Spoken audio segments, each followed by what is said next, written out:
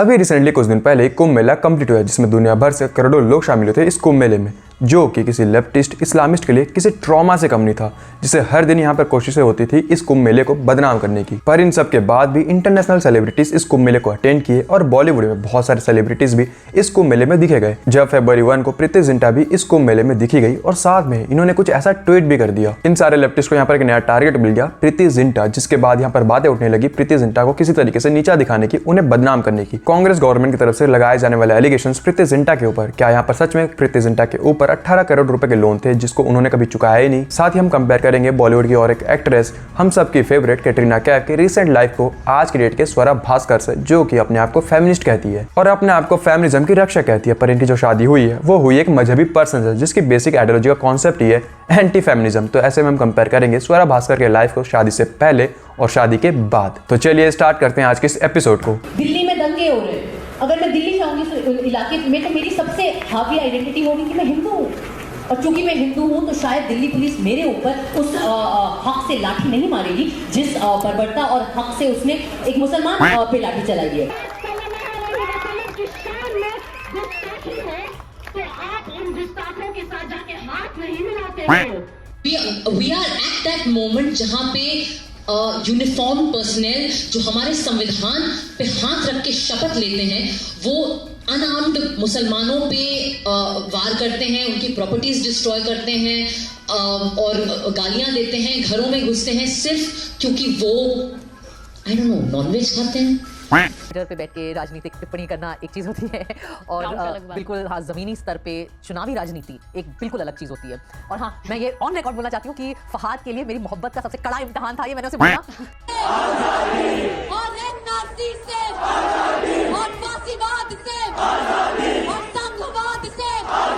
हमारे देश में शुरुआत से एक नैरेटिव को पुश किया गया कि जो हिंदुज़म है वो एंटी फेमिनिज्म है, जो कि वुमेन्स को बहुत ज़्यादा प्रताड़ित करते हैं, वुमेन्स के बहुत ज़्यादा खिलाफ हैं, चार दीवारों में बंद करके रखते हैं। बट इस्लाम जो कि बहुत ज़्यादा पीसफुल है, जो कि वुमेन्स को बहुत ज़्यादा आज़ादी देता है, उन्हें राइट टू स्पीच देता है, फ्रीडम ऑफ एक्सप्रेशन देता है, अपनी आवाज़ को बुलंद करने का मौका देता है, नहीं क्या मतलब कि ब्लैक तंबू में बंद करके रख देता है। तो इन सबको देखने के बाद जो नॉर्मल पर्सन होता है वो इस्लाम को एक अल्टरनेटिव की तरह सोच लेता है हिंदुज़म का। फिर अगर उस पर्सन के सामने आप हिंदुज़म की बातें करते हो तो आपको वो फासिस्ट, संगी, आरएसएस का गुंडा, इंटॉलरेंट का टैग दे देता है। और बॉलीवुड जो कि शुरुआत से अब्राहमिक रिलीजन को यहाँ पर प्रमोट किया, जिसके एक्ट्रेस भी यहाँ पर आपको दिख जाते थे टोकरी उठाते हुए। अब अगर इन सब के बीच यहाँ पर अगर कोई एक्ट्रेस यहाँ पर अपने हिंदुज़म को प्रैक्टिस करता है तो सारे के सारे लेफ्टिस्ट, इस्लामिस्ट, जिनकी आइडियोलॉजी यहाँ पर एक दूसरे से अलग है, वो दोनों यहाँ पर कंबाइन हो जाते हैं सिर्फ हिंदुज़म को अपोज करने के लिए। कांग्रेस जो कि शुरुआत से एंटी हिंदू आइडियोलॉजी को प्रमोट करता रहा, ऐसे में जब प्रीति जिंटा जैसे लोग कुंभ मेले में जाते हैं, वहाँ पे फोटो क्लिक्स कराते हैं और ये भी ट्वीट करके कहते हैं कि अगर तुम अपने हिंदुज़म को प्रैक्टिस करते हो, उसके ऊपर ट्वीट करते हो या उसके ऊपर बातें करते हो, तो कुछ लोग आपको अंधभक्त का टैग दे देते हैं और आपको ट्रोल करने लग जाते हैं। इस ट्वीट के आने के बाद सारे सारे लेफ्टिस्ट यहाँ पर दोबारा एक्टिव हो गए और स्टार्ट कर दिया ट्रोल करना यहाँ पर प्रीति जिंटा को, जहाँ पर आरफा खान भी यहाँ पर कैसे पीछे रह सकती है। सारे के सारे लेफ्टिस्ट इस्लामिस्ट की मुखिया अरफा खानम दीदी यहाँ पर प्रीति जिंटा को गरिया रही है। क्यों? क्योंकि वो कुंभ मेले को सेलिब्रेट कर रही थी और ये वही अरफा खानम है जिसे अपने देश में हो रहे जेनोसाइड्स के ऊपर कुछ नहीं बोलना रहता, बांग्लादेश के हिंदुओं के लिए कुछ नहीं बोलना रहता है, जबकि वहां पर उनके साथ मैसेकर चल रहा है। बट इन्हें इंडिया से 4500 किलोमीटर दूर इजराइल में हमास के लिए आंसुएं बहाना होता है, उनके लिए ट्वीट करना होता है, क्योंकि हमास के लोग इनके भाईजान जो ठहरे। ये अरफा खानम आज टारगेट कर रही है प्रीति जिंटा को सिर्फ इसलिए क्योंकि प्रीति जिंटा यहाँ पर अपने कल्चर को प्रैक्टिस कर रही है, अपने फेथ के ऊपर बात कर रही है और ट्वीट करके इन इस्लामिस्ट के यहाँ पर रियलिटी बता रही है। जिसके बाद अरफा खानम भड़क गई और एग्जाम्पल क्या दे रही है कि प्रीति जिंटा को यहाँ पर हिंदुज़म को फॉलो नहीं करना चाहिए सिर्फ इसलिए क्योंकि प्रीति जिंटा यहाँ पर मूवीज में मुस्लिम कैरेक्टर को प्ले की है, जिसे यहाँ पर हिंदुस्तान के अलावा पाकिस्तान में भी देखा जाता है। तो इसलिए यहाँ पर प्रीति जिंटा को एटलीस्ट यहाँ पर अपने हिंदू कल्चर को प्रैक्टिस नहीं करना चाहिए, वरना वो मजहबी लोग जो कि बॉर्डर के उस पार से प्रीति जिंटा को देखते हैं और बॉर्डर के इस पार भी प्रीति जिंटा को देखते हैं, उन्हें बुरा लग जाएगा, उनकी भावनाएं हाथ हो जाएगी। अच्छा, क्या ये एग्जाम्पल है? ऐसे में तो अगर मैं जो कि हानिया इकरा साना के हर रील को लाइक करता हूँ, इसका मतलब ये थोड़ी कि अब वो मेरी हो गई और मैं जो कहूँगा उन्हें वो मानना ही पड़ेगा। ये कैसा लॉजिक हुआ? एक जमाने पहले की बात है, मेरे बचपन की बात है। एक मासूम सी लड़की फिल्म इंडस्ट्री में दाखिल हुई और सोल्जर कह के मीठी बातें बोलकर सबका दिल चुरा के ले गई। फिर वो लड़की कुछ बड़ी हुई, महिला बनी और वीर ज़ारत जैसी फिल्मों तक आई। जी हाँ, मैं बात कर रही हूँ प्रीति जिंटा की, एक ऐसी अदाकारा जिन्होंने बहुत कम फिल्में की लेकिन बहुत बेहतरीन फिल्में की कि अभी भी मुझे लगता है कि कम से कम मेरी जो जनरेशन के लोग हैं उनके दिल दिमाग पर वो फिल्में, उन फिल्मों का वो रोल और प्रीति जिंटा हावी रहती है। और यहाँ से लेकर भारत से लेकर और पाकिस्तान तक, वीर ज़ारा खासकर उनकी ऐसी फिल्म थी जिसको मैं कहूंगी एक तरह की कालजयी रचना या एक तरह का शाहकार रही। लेकिन प्रीति जिंटा वो प्रीति जिंटा नहीं है, ना वो मासूम प्रीति जिंटा है जो सोल्जर फिल्म में देखी गई और सबका दिल चुरा के ले गई, ना वो प्रीति जिंटा है जिन्होंने दोनों देशों के जो बॉर्डर्स हैं, जो सरहद हैं, उनको अपनी एक्टिंग से, अपनी अदाकारी से एक तरह से दोनों देशों के दिलों को पिघला दिया और दोनों देशों को एक साथ मिलाने का भी काम किया। प्रीति जिंटा बदल गई हैं। प्रीति जिंटा आजकल राजनीति की जबान बोलती हैं। प्रीति जिंटा आजकल सत्ता की जबान बोलती हैं। प्रीति जिंटा को अचानक ये पता चल गया है कि न वो सोल्जर वाली प्रीति जिंटा है, ना ही वो शाहरुख खान, सलमान खान, सैफ अली खान के साथ काम करने वाली प्रीति जिंटा है, बल्कि प्रीति जिंटा अचानक एक प्राउड हिंदू बन गई हैं। कांग्रेस की पार्टी तो एक नेक्स्ट लेवल पे थी। वो तो ये कह रही थी कि प्रीति जिंटा ने अपनी आईडी को बेच दिया बीजेपी को, और ये प्रीति जिंटा ट्वीट नहीं कर रही है, बीजेपी ट्वीट कर रहे हैं, और प्रीति जिंटा भी बीजेपी की एजेंट है। इन कांग्रेसों के बिना एक अलग सी दुनिया है। जब से ये इलेक्शन हारते जा रहे हैं, ये बेचारे कुछ भी बड़बड़ाते हैं। इन्हें लगता है कि अगर कोई हिंदू अपने कल्चर की बातें कर रहा है तो वो बीजेपी का एजेंट है, और अगर आप गुजरात से बिलोंग करते हो तो फिर आप मोदी जी के एजेंट हो। हालांकि वही कांग्रेस है जो कि इफ्तार पार्टी देते हैं, न्यू ईयर को सेलिब्रेट करते हैं, वैकेशन पे जाते हैं। डॉक्टर मनमोहन सिंह जी को गुजरे यहाँ पर 5 दिन नहीं हुए थे और राहुल गांधी जी पहुंच गए थे वैकेशन मनाने के लिए। इन्हीं कांग्रेसियों को यहाँ पर हिंदुओं की वोट चाहिए रहती है, पर पूछ दो कि कुंभ मेले में तुम दिखाई क्यों नहीं दे रहे हो, राहुल गांधी जी कहाँ है, तो कह देते हैं कि हाँ बस राहुल गांधी जी पहुंचने वाले, पर दूर दूर तक कहीं नजर नहीं आते। निश्चित कुंभ में हमारे नेतागण पहले से आते रहे हैं। हमारी आदरणीय नेता प्रियंका जी और उसके पहले भी आप देखें सभी नेतागण गए हैं। निश्चित तौर से हम सब लोग कुंभ में चलेंगे, स्नान करेंगे और हर हर महादेव होगा। निश्चित तौर से हम सब लोग जाएंगे, जरूर जाएंगे। और अभी तो रुको, राहुल गांधी के ऊपर आरोप लगा रहे थे लोग कि कुंभ नहाने नहीं। देखिए, मैं इतना ही कहना चाहूंगा क्या कि हम सब लोग सनातनी हैं और धर्म कर्म में विश्वास करते हैं। अच्छा, आदरणीय राहुल जी शिव भक्त हैं, आपने देखा होगा नहीं, मानसरोवर की यात्रा करके वो गए, वहाँ पर कैलाश पर्वत का दर्शन करने। केदार जी पद यात्रा करके गए, इनकी सर्टिफिकेट लेने की जरूरत नहीं है। आप कहाँ थे ज्ञानी बाबा?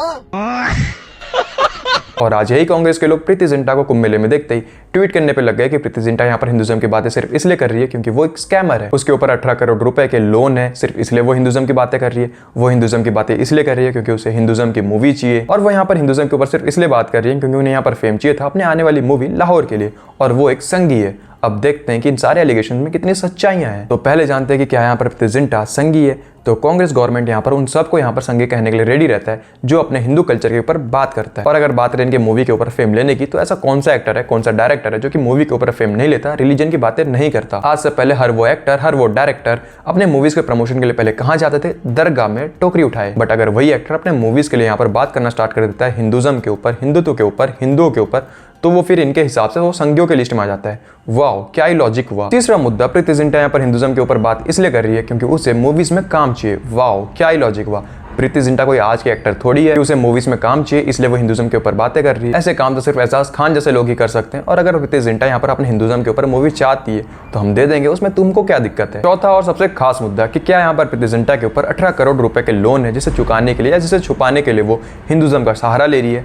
तो अब इसे जानते हैं। तो सबसे पहले कांग्रेस गवर्नमेंट ने प्रीति जिंटा के ट्वीट आने के बाद ये एलिगेशन लगा दिया कि उनके ऊपर 18 करोड़ के लोन थे जिसे छुपाने के लिए वो हिंदुज्म की बातें कर रही है, जिसके ऊपर प्रीति जिंटा ने यहाँ पर ट्वीट करके कहा कि वो ऑलरेडी आज से 10 साल पहले उन सारे लोन्स को चुका चुकी थी। फिर यहाँ पर कांग्रेस गवर्नमेंट ने ट्वीट किया बल्कि वो लोन यहाँ पर रिटर्न ऑफ हो गया था, यानी कि लोन माफ हो गया था। और कांग्रेस के ट्वीट के हिसाब से इस 18 करोड़ के लोन की वजह से ही वो बैंक यहाँ पर बंद हो गया और लोगों के पैसे डूब गए, जिसके लिए लोग आज रोड पे धरना लगा रहे हैं। 10 साल पहले का लोन था जिसके लिए बैंक बंद पड़ गया आज, और लोग अब जाकर धरना लगा रहे हैं। वाओ, 18 करोड़ के लोन के लिए आज की डेट में कोई भी बैंक यहाँ पर बंद नहीं पड़ता। अरे इससे ज्यादा अमाउंट तो यहाँ पर कांग्रेस गवर्नमेंट के एक हारता हुआ विधायक के घर से निकल जाता है। बट अगर हम कांग्रेस गवर्नमेंट के एलिगेशंस को माने तो ऐसा कौन सा बैंक है जो कि आज की डेट में बंद पड़ गया जिसमें प्रीति जिंटा ने आज से 10 साल पहले लोन लिया था। हालांकि अभी तक ये बताया तो नहीं गया कि प्रीति जिंटा ने यहाँ पर कौन से बैंक से लोन लिया था, पर कांग्रेस गवर्नमेंट के एलिगेशन है कि प्रीति जिंटा ने यहाँ पर लोन लिया था न्यू इंडिया कॉर्पोरेट बैंक से। अगर हम बात करें इस बैंक की, तो आज से एग्जैक्टली 1 महीने पहले फरवरी में इस बैंक के एक ब्रांच के ऊपर रेड पड़ा। रेड पड़ने का रीजन था इस बैंक के सीईओ देवर्षि कुमार घोष ने इस बैंक से रिलेटेड कंप्लेंट कर दिया था आरबीआई में। इस बैंक के पर्टिकुलर एक ब्रांच के ऊपर जिसमें करप्शन चल रहे थे,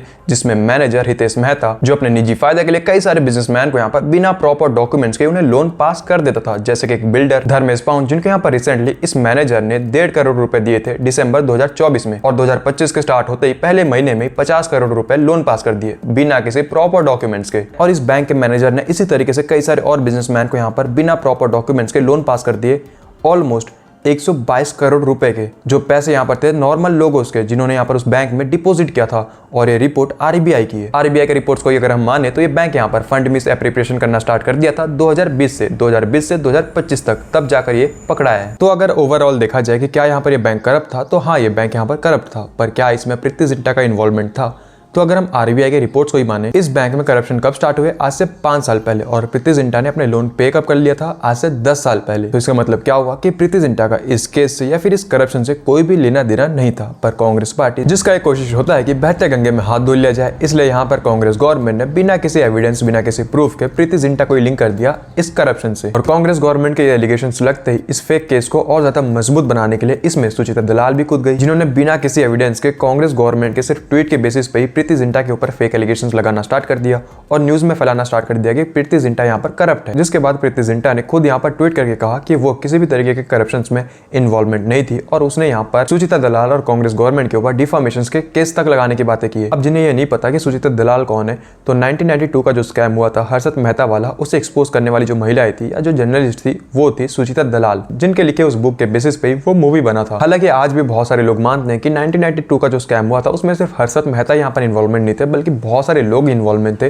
पर सुचिता दलाल ने सिर्फ हर्षद मेहता को सिर्फ इसलिए टारगेट किया क्योंकि हर्षद मेहता के जो कॉम्पिटिटर थे वो यहाँ पर सपोर्ट कर रहे थे सुचिता दलाल को इस न्यूज को बाहर लाने के लिए। इसलिए आज भी बहुत सारे लोग ये मानते हैं कि उस समय सुचिता दलाल बहुत सारे लोगों से, ब्रोकर से और पॉलिटिकल लीडर से यहाँ पर मिली हुई थी हर्षद मेहता को फंसाने के लिए। और आज यही सुचिता दलाल बिना किसी एविडेंस के प्रीति जिंटा के ऊपर फेक एलिगेशंस लगा रही है। हालांकि इनके खुद के ऊपर एक एलिगेशन लगा कि सुचिता दलाल यहाँ पर अडानी ग्रुप के सेंसिटिव डाटा को ट्रांसफर कर रही थी टीएमसी के लीडर्स को। सुचिता दलाल जो यहाँ पर बरखा दत्त के साथ मिलकर प्लेटफॉर्म शेयर करते हैं और लेफ्टिस्ट के साथ यहाँ पर मिलकर अडानी ग्रुप को टारगेट करते हैं सिर्फ और सिर्फ हिंडनबर्ग के रिपोर्ट के बेसिस पे। वो हिंडनबर्ग जो कि आज खुद बंद पड़ चुका है। इन्हीं सुचिता दलाल ने यहाँ पर एलिगेशंस लगाए थे सेबी के ऊपर, पर इनके ऊपर खुद एलिगेशंस लग गया स्टॉक मार्केट मैनिपुलेशन स्कैंडल, जिसके चलते 2022 में ईडी ने इन्हें गिरफ्त किया था और इनसे पूछताछ तक किया था। तो बेसिकली यहाँ पर कांग्रेस गवर्नमेंट ने सुचिता दलाल को यूज किया इस फेक न्यूज को और स्ट्रॉन्ग बनाने के लिए, सिर्फ और सिर्फ इसलिए क्योंकि प्रीति जिंटा यहाँ पर अपने कल्चर को, अपने फेथ को प्रैक्टिस कर रही थी। और ये कांग्रेसी लेफ्टिस्ट यहाँ पर सिर्फ प्रीति जिंटा को टारगेट नहीं कर रहे, बल्कि टारगेट कर रहे हैं हर उस सेलिब्रिटी को जो कि यहाँ पर कुंभ मेले को सेलिब्रेट कर रहा है। जैसे कि यहाँ पर कैटरीना कैफ। बहुत से लेफ्टिस्ट यहाँ पर इस बात से दुखी है कि कैटरीना कैफ क्यों भला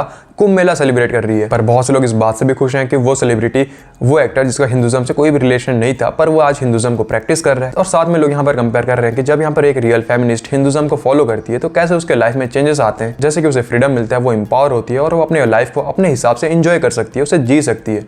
बट उसके अपोजिट में जब कोई सो कॉल्ड फेमिनिस्ट यहाँ पर अपने निजी फायदा के लिए हिंदुज्म को हेट करना स्टार्ट करती है और अपोजिट में एक्सट्रीमिस्ट आइडियोलॉजी को फॉलो करना स्टार्ट कर देती है, तो कैसे उसकी लाइफ सिर्फ एक ब्लैक तंबू तक ही सीमित रह जाता है। जैसे कि एक बहुत ही बढ़िया एग्जांपल है स्वरा भास्कर। वैसे तो स्वरा भास्कर यहाँ पर अपने आप को मॉडर्न मानती है, अपने आप को फेमिनिस्ट मानती है, पर इन्होंने शादी किससे किया?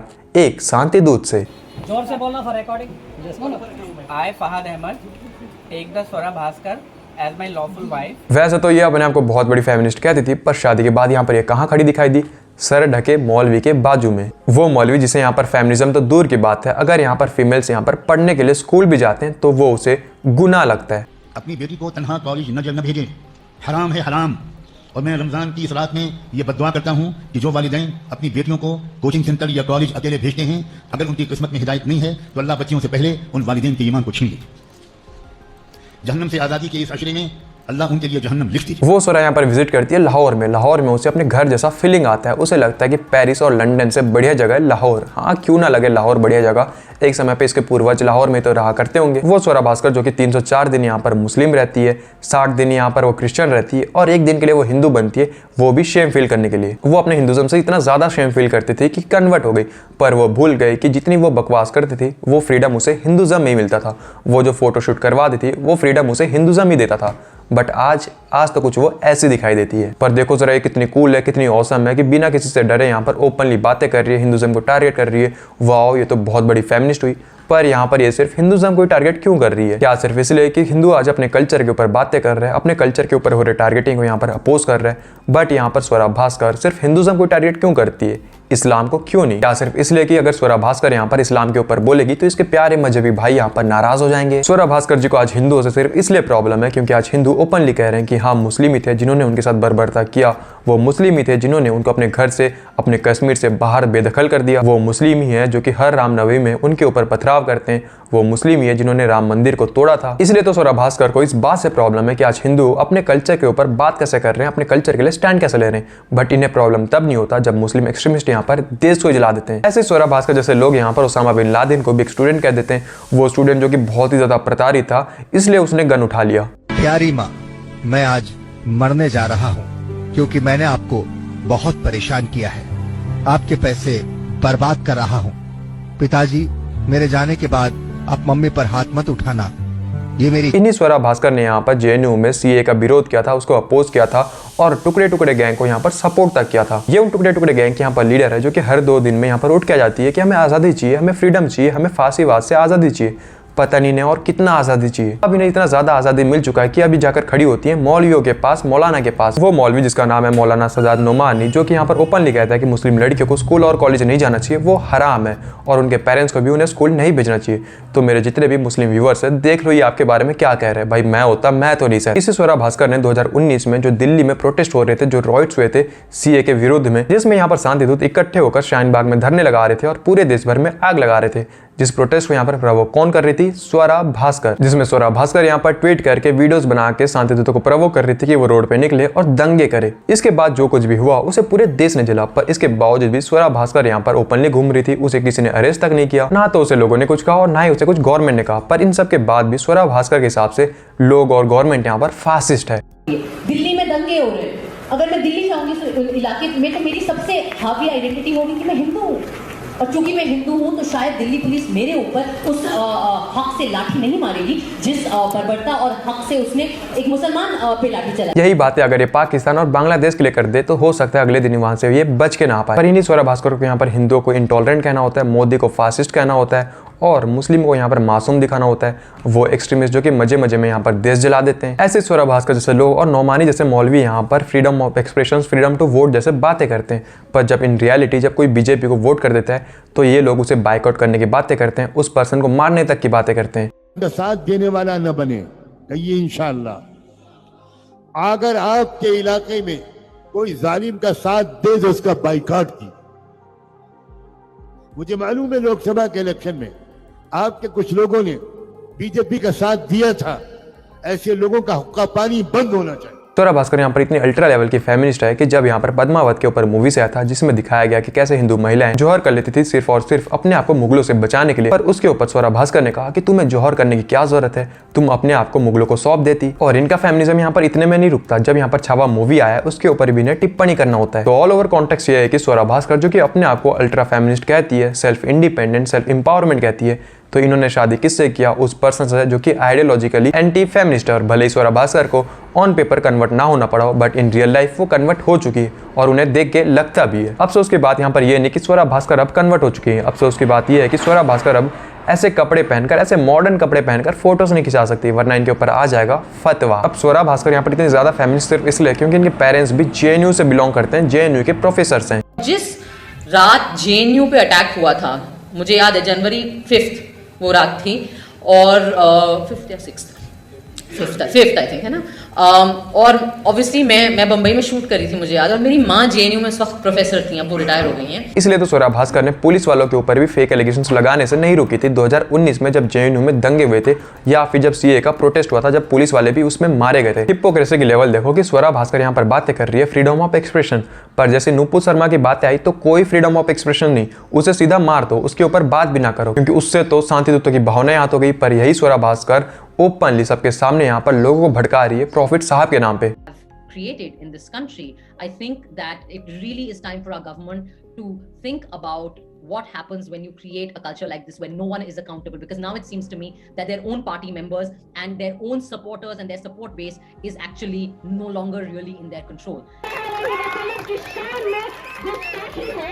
तो आप उन गुस्ताखों के साथ जाके हाथ नहीं मिलाते हो। हिपोक्रेसी की भी सीमा होती है। और अब स्वरा भास्कर जैसे लोगों को देखने के बाद जो नॉर्मल लड़कियां होती है, ना इन्हें पता होता है अपने कल्चर के बारे में और ना इन्हें पता होता है मजहब के बेसिक कॉन्सेप्ट, तो इन्हें लगने लगता है कि यार हिंदुज़म में तो इनके साथ बहुत ज़्यादा गलत हुआ, हिंदुज़म में इन्हें तो बहुत ज़्यादा प्रताड़ित किया गया, तो इन्हें हिंदुज़म का एक अल्टरनेटिव दिखने लगता है इस्लाम। और जब ये कन्वर्ट हो जाती है तब इन्हें पता चलता है कि अब ये कितनी बड़ी दलदल में फंस चुकी हैं। इसलिए तो हमें आए दिन ये देखने को मिलता है कि कोई यहाँ पर सूटकेस का प्यारा हो गया। पर इसके अपोजिट में जब कोई नॉन हिंदू लड़की यहाँ पर हिंदुज्म को प्रैक्टिस करना स्टार्ट करती है, हिंदुज्म को फॉलो करती है, तब उसे पता चलता है रियल डेफिनेशन ऑफ इंडिपेंडेंट। एक चीज को आप नोटिस कीजिए कि जितनी भी बड़ी सो कॉल्ड फेमिनिस्ट होगी वो उतनी बड़ी एंटी हिंदू होगी। वो हिंदू गॉड्स का मजाक बनाएगी, हिंदू कल्चर का मजाक बनाएगी, हिंदू ट्रेडिशंस के ऊपर वल्गर बातें करेगी, और वो अपने फैमिली में अपने हस्बैंड की बातें सुनना भी अपने शान के खिलाफ समझेगी। उसे लगेगा कि ये तो अपने मॉडर्नाइजेशन के बहुत ही ज्यादा खिलाफ हो गया, ये तो मेरे एम्पावरमेंट को बहुत ज्यादा कुचल रहे हैं, वगैरह वगैरह। इसलिए तो आजकल हमें अतुल सुभाष जैसे केसेस बढ़ते हुए दिख रहे हैं।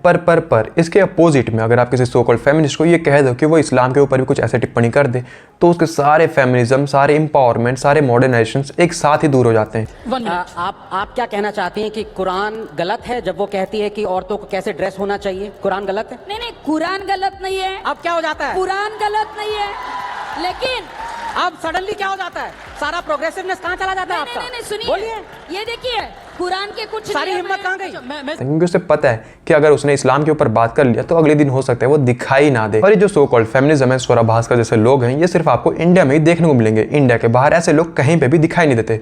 तो वहीं पे फॉरेनर जिनका हिंदुज्म से वैसा कुछ रिलेशन तो है नहीं, पर जब वो हिंदू कल्चर को फॉलो करने पे आते हैं तो वो हिंदुओं से भी काफी अच्छे तरीके से हिंदू कल्चर को प्रैक्टिस करते हैं, हिंदू ट्रेडिशंस को प्रैक्टिस करते हैं। तो बस आज इस वीडियो में बस इतना ही। आप क्या सोचते हो इस टॉपिक के ऊपर कमेंट बॉक्स में जरूर बताना, खास करके स्वरा भास्कर के ऊपर, वो भी इस लुक के ऊपर। तो मिलता हूं मैं आप सबसे किसी और एक वीडियो में, तब तक के लिए राम राम।